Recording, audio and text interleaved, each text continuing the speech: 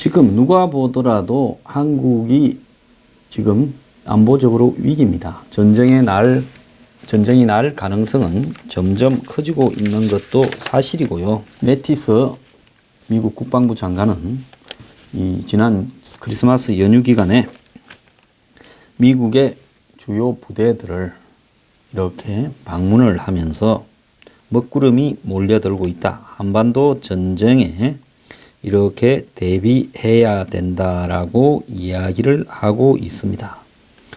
자, 매티스는 매우 신중한 사람인데요. 최근 들어서 부쩍 북한 사상 최악의 날 같은 강경한 발언을 쏟아내고 있고, 아직 주한미군 가족 철수를 갖다가 이야기할 때는 아니지만 철수시킬 비상계획을 하고 있다라고 이렇게 이야기도 했습니다. 즉, 뭔 일이 생기면 단기간에 다 빼겠다라는 이야기죠. 오늘 아침 한 신문에 소개되었듯이 미국의 지금 대북 핵 정책을 전체적으로 총괄하는 맥마스터 미국 백악관 외교안보 보좌관은요, 이라크 사태 때 이 안전한 지역에 군대를 모아놓고 가끔씩 나가서 작전을 하는 그런 부분이 아니라 연대장으로 자기가 진주했던 탈 아파르 지역에서는 아예 안전지역을 설정하지 않고 도시 안에 들어가서 초소를 두고 도시 전체에 대해서 반군들을 수색해서 다 사살했습니다. 이러니까 이라크 주민들이 믿고 자발적으로 미군에 협조한 그런 사람입니다. 그래서 상관들이 말을 듣지 않는 맥마스터를 싫어해가지고 승진을 시키지 않으려고도 했었습니다. 자, 이런 지금 맥마스터와 매티스, 미국의 역사상의 외교안보 보좌관과 국방부 장관이 이렇게 군인 정신에 원론적으로 투철한 사람이 동시에 국방장관과 외교안보 보좌관으로 앉아 있었던 적은 단 한 번도 없었습니다. 한번 보세요. 외교안보 보좌관 했던 사람들 보면 대부분 무슨 교수 출신이거나 외교관 출신이거나 정치적으로 줄된 사람 출신이지요. 자, 이런 상황에서 최근에 미국의 지금 북핵 전략이 대략 가닥이 잡아지는 것 같습니다. 이 사람들도 지금 북한 문제에 대해서 크리스마스 신년 연휴에 들어가기 전에 미국 행정부 내에서 합의를 좀 보고 정리를 해놔야 되지 않겠습니까? 그 정리를 해놓지 않고 지금처럼 우후죽순으로 하루는 맑았다 하루는 흐렸다 이런 이야기를 계속 반복하고 하루는 협상을 제안하고 한쪽에서는 강경 대응을 하고 손발이 맞지 않는 모습을 계속 할 수도 없었던 겁니다. 그래서 최근에 지금 미국의 이 백악관이나 행정부 내부에 크리스마스 직전에 마지막으로 수습된 북핵 문제 해결 방법을 좀 들어보면요. 저도 나름대로 라인이 있으니까 들었을 것 아닙니까? 그래서 지금 크리스마스 연휴에 계속 길을 대고 정보를 파악을 했습니다. 나름 새로운 레드라인을 선정을 했습니다. 이 레드라인을 넘게 되면 군사적 공격을 하겠다는 겁니다. 그러면 레드라인이 뭐냐? 미사일의 거리에 관계없이 핵 탄두를 미사일에 장착한 것이 확인되면 그때는 공격을 하겠다라는 겁니다. 그러면 ICBM을 이야기하는 아니다. 한국이든 일본에도 갈 수 있는 짧은 미사일에도 장착을 했다면 그 순간에는 레드라인 넘은 걸로 간주한다는 거죠. 그러면 스커드 노동이든 그 IRBM이든 SLBM이든 ICBM이든 미사일의 거리에 상관없이 핵탄두를 탑재해서 발사를 하면 그때부터는 전쟁이라는 겁니다. 이 보수적으로 평가를 해서 이것까지 가는데 소요될 시간을 5, 6개월, several months라고 이야기를 하고 있습니다. 그러면 미국이 북한을 핵 보유 국가로 인정할 것이냐? 지금 미국의 현재의 국가적 자존심이나 시스템은 절대로 북한을 핵 보유국으로 인정하는 것은 불가능하다는 겁니다. 그래서 이것은 받아들일 수가 없다라는 거지요. 그렇다면 우리 한국의 일부 보수 세력이 말하는 대로 북한을 선제적으로 예방 타격을 할 것이냐. 이것은 깨끗하지도 않고 여러 가지 지저분한 후유증을 남길 수 있다라는 겁니다. 자, 미국이 선제 타격을 했을 때 유엔이나 EU나 한국이나 이런 나라들이 얼마나 떠들어 제끼겠습니까? 특히 미국이 선제 타격을 해서 한국이 몇 방 맞았다 봅시다. 한국은 아마 반미 국가가 될 겁니다. 그렇기 때문에 미국은 이 선제 타격은 현재로서는 생각을 하고 있지 않다는 겁니다. 그러면 경제적 제재는 어떻게 보냐? 자, 여기도 문제가 있지요. 절대 북한이 경제적 제재를 한다고 핵 포기를 하지는 않을 것이고 중국이 협조하는 한 이것도 쉽지는 않을 거라는 겁니다. 그러면 경제적 제재에서 남은 목표는 뭐냐? 첫 번째는 오일을 끊는 것, 두 번째는 식량을 끊는 것, 세 번째는 북한의 해외 자산을 동결하는 건데 지금 미국이 이 자산 동결 부분에 대해서 지금 여러 가지로 압박을 하고 있지요.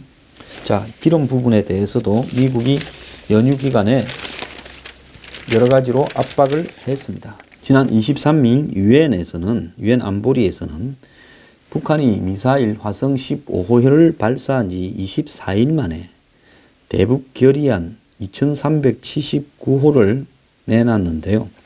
북한에 수입되는 석유 제품을 연 450만 톤에서 50만 톤으로 10분의 1로 축소하는 게 관건이고요. 북한을 더욱 옥죄고 압박을 해서 북한이 핵과 미사일을 포기하고 국제사회가 요구하는 대화에 나오도록 이렇게 하는 목적에서 북한의 생명수인 석유를 거의 차단을 해서 북한이 더 버틸 수 없도록 하고 또 북한이 탄도미사일을 또 발사하고 핵실험을 도발하면 중국이 북한에 제공하는 원유 파이프라인을 차단한다라는 내용을 트리거 조항, 즉 자동으로 그렇게 적용되는 조항도 밀어붙였습니다.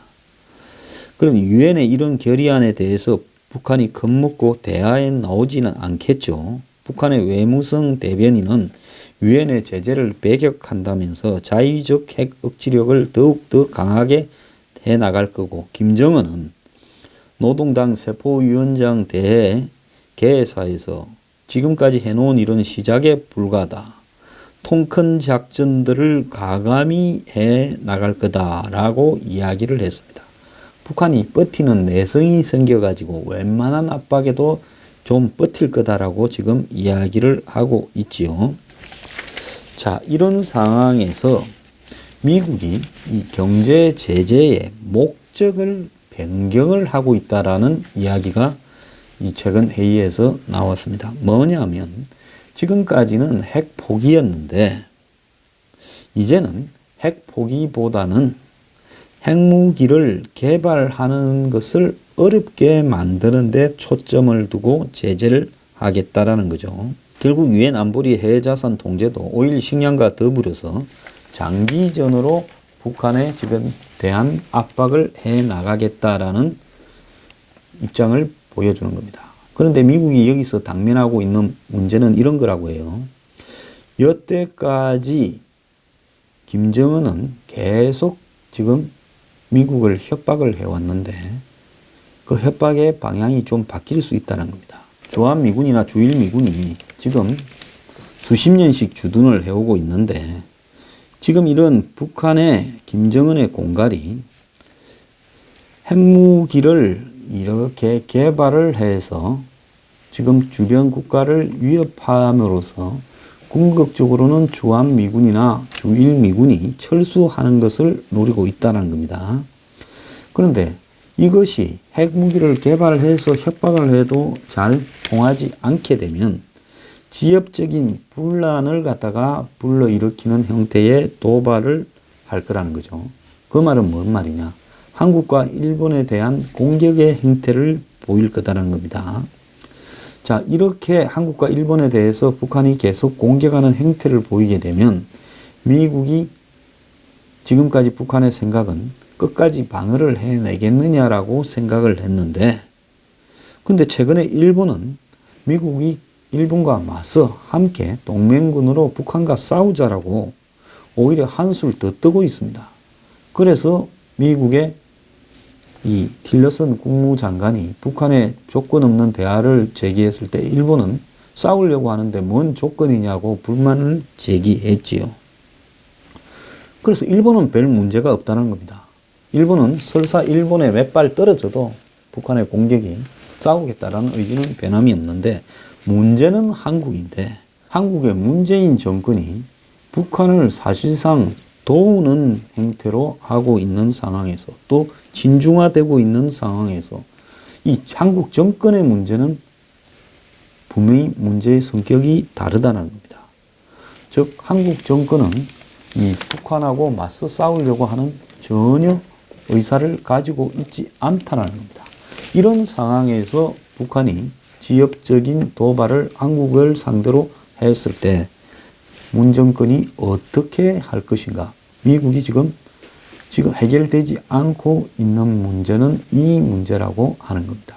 미국은 장시간에 북한의 핵과 미사일 도발이 지연되도록, 또 설사 완들었다 하더라도 쏘지 못하도록 압박을 하면서 북한 체제를 경제적으로 이렇게 계속 쪼아나가겠다는 겁니다.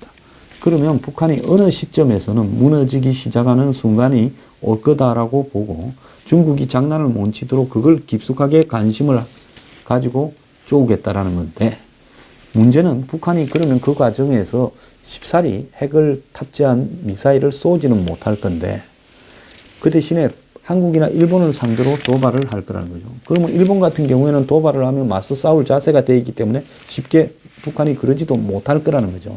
그런데 한국은 그러지 못할 거라는 북한의 확신이 있고, 또 미국에서 벗어나서 친중 친북화 되어 가고 있기 때문에 한국이 도발의 대상이 될 가능성은 매우 높고, 이것은 전적으로 한국 정권이 자초한 바다. 이것이 미국의 시각입니다. 자, 이제요, 북핵 위기가 재래식 도발로 나타날 가능성이 매우 커졌다고 볼 수 있습니다. 내년 초반에.